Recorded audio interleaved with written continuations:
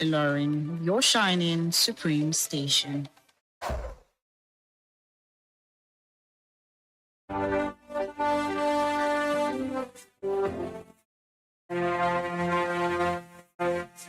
From the news desk at Diamond 88.7 FM, Ilorin, this is news around the world.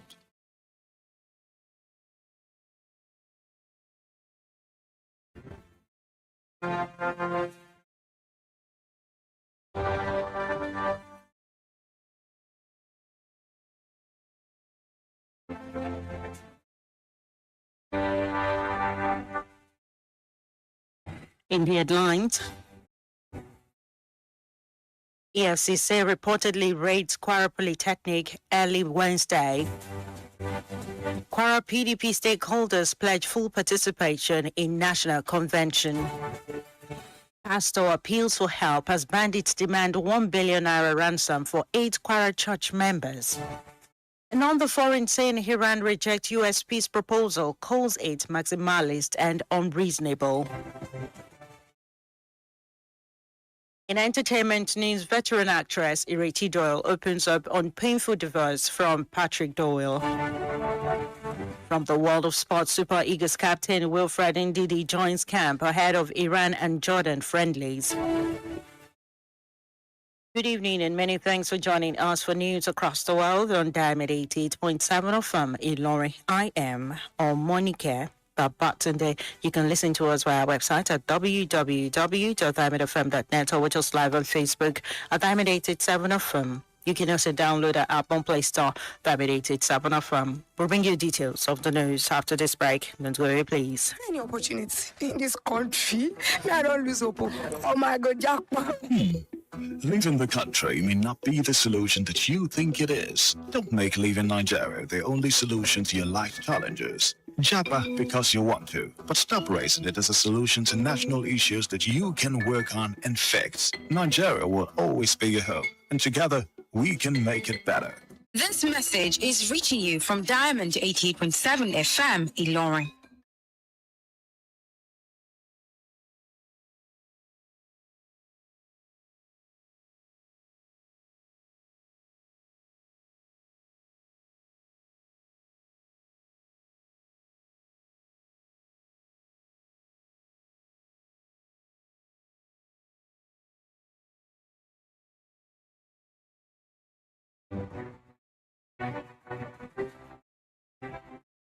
You're welcome back from that short break. Now the news in detail.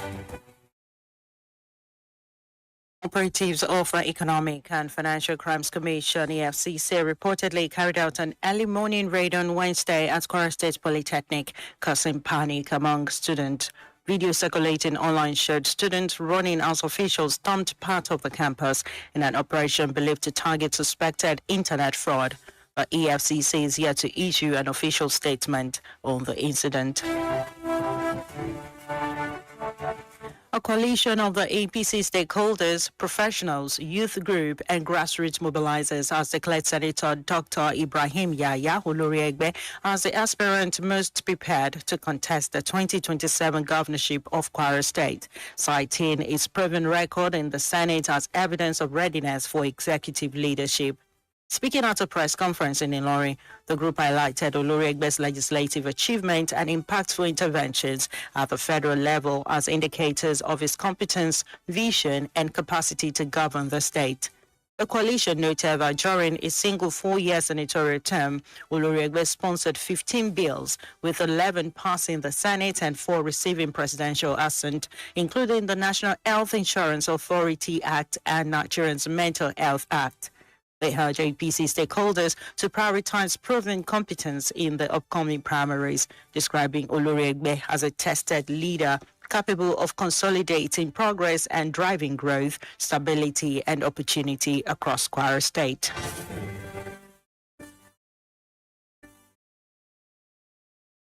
Stakeholders of the People's Democratic Party (PDP) in Kwara State have resolved that state delegates will fully engage in the party's national convention scheduled for March 29 in Abuja. The decision followed an emergency meeting of party leaders, elders, political office holders, and aspirants held at the PDP Secretariat in Ilorin on March 25, 2026. In a communique signed by the state chairman Issa Bawa Adamu and other leaders, the stakeholders emphasized that the convention's outcome would inform the party's strategy ahead of the 2027 general elections. They also highlighted the importance of unity and coordination among party members to strengthen their position in the state. The stakeholders reaffirmed confidence in the PDP's popularity and acceptability across all 16 local government areas of Kwara, describing the party as stable and resilient despite challenges at the national level.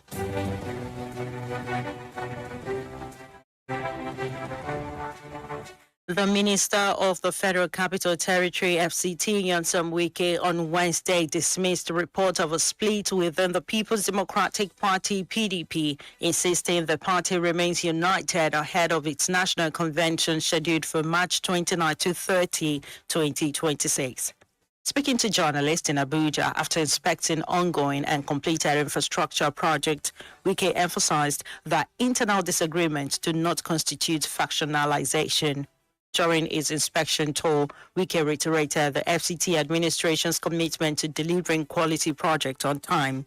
He revealed that a bridge near the fire service is nearing completion, with contractors projecting delivery within 5 months. Suspected bandits have demanded 1 billion naira to release 8 members of the Evangelical Church of West Africa, ECWA, in Ifelodun local government area of Kwara State, who were abducted during a violent attack on Sunday. Speaking to national television station and reported by Diamond FM, Pastor Toba Omole, whose wife is among the abducted, said the kidnappers allowed communication with the victims before issuing the ransom demand. He described the amount as beyond the capacity of the community and appealed to the government and Nigerians for urgent assistance. The pastor acknowledged the intervention of security operatives, noting that army officers were deployed to safeguard the community overnight. While he thanked them for their effort, Omole stressed that more must be done to ensure the safe release of the 8 captives.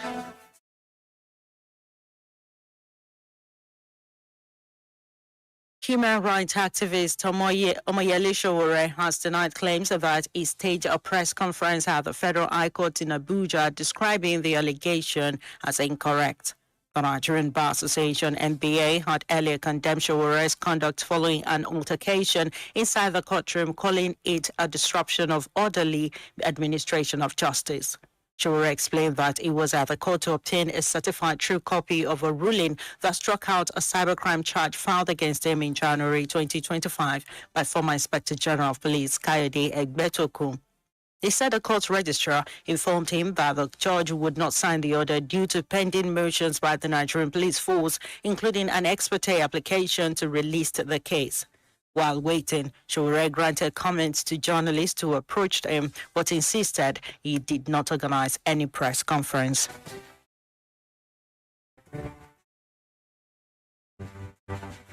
The All Progressives Congress (APC) has confirmed plans to adopt a consensus method for selecting its national leadership during the party's convention scheduled for March 27 to 28, 2026 in Abuja.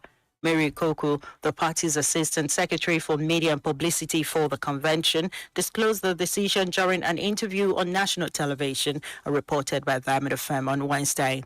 On elective positions during primaries, Ikoku noted that no final decision has been made, emphasizing that approaches may vary across states depending on local political dynamics. She explained that while consensus will guide national leadership selection, local contests may still follow different procedures.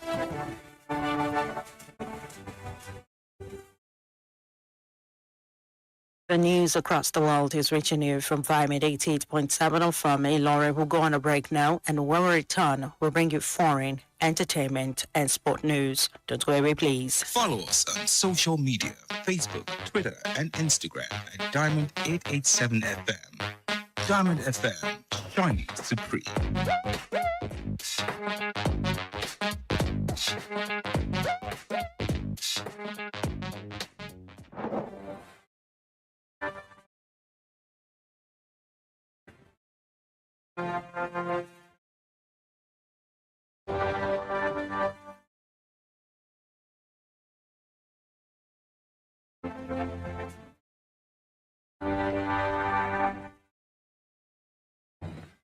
You're welcome back from that break. You're still listening to news across the world, reaching you from Diamond 88.7 FM Ilori.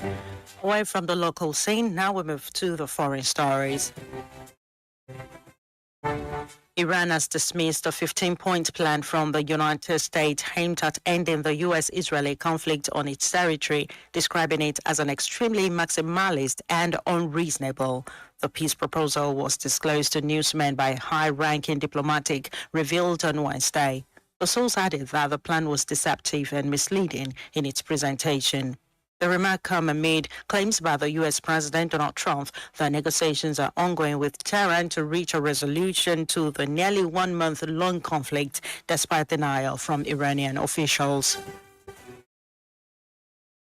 Still on the foreign scene, Senegal's government has denied claims that it secretly borrowed 650 million euros, $754 million to avoid default, insisting the loans were conducted in line with the market transparency rules.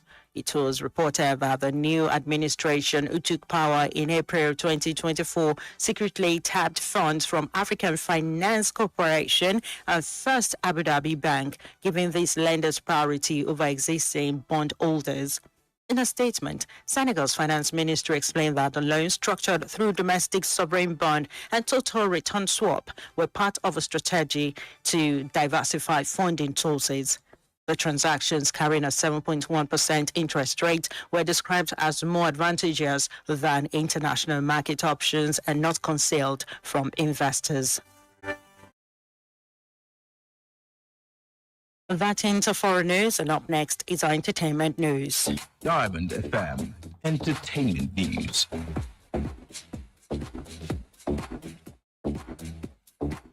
In our entertainment news, veteran Nollywood actress Ireti Doyle has broken her silence on her divorce from ex-husband Patrick Doyle years after the couple split.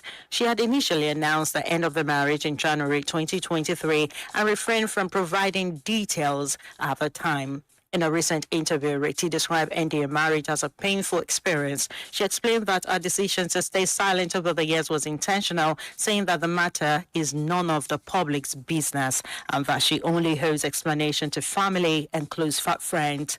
Ireti also vowed never to allow her personal life to be exploited for media attention, emphasizing that the public does not need to know every detail of her private affairs. That ends our entertainment news, and up next is Diamond FM Sports News.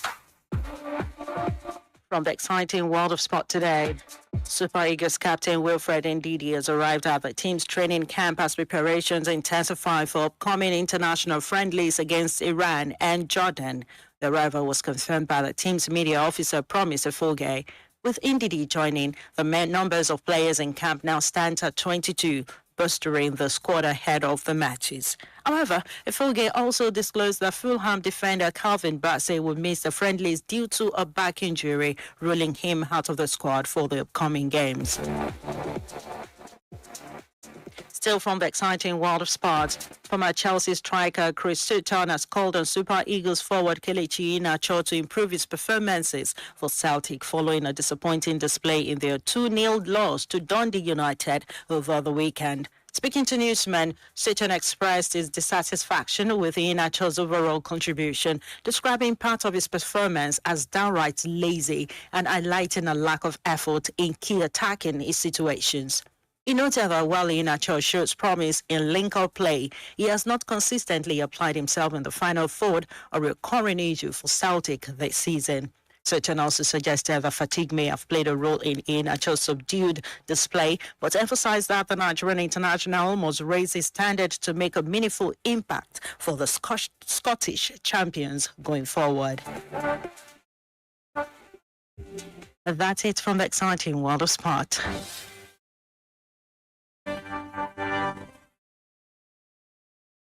With that, we've come to the end of news across the world. But before we go, here's a recap of the major highlights.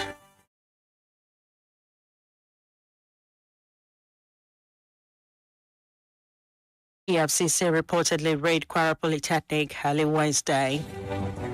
Kwara PDP stakeholders pledge full participation in National Convention. Pastor appeals for help as bandits demands 1 billion naira ransom for 8 Kwara church members. And on the foreign scene, Iran rejects US peace proposal, calls it maximalist and unreasonable. In entertainment news, veteran actress Reti Doyle opens up on painful divorce from Patrick Doyle. From the world of sports, Super Eagles captain Wilfred Ndidi joins camp ahead of his Iran and Jordan friendlies. For today in history, did you know that on this day in 2006, the government of Nigeria, under President Olusegun Obasanjo, agreed to release former Liberian leader Charles Taylor for trial?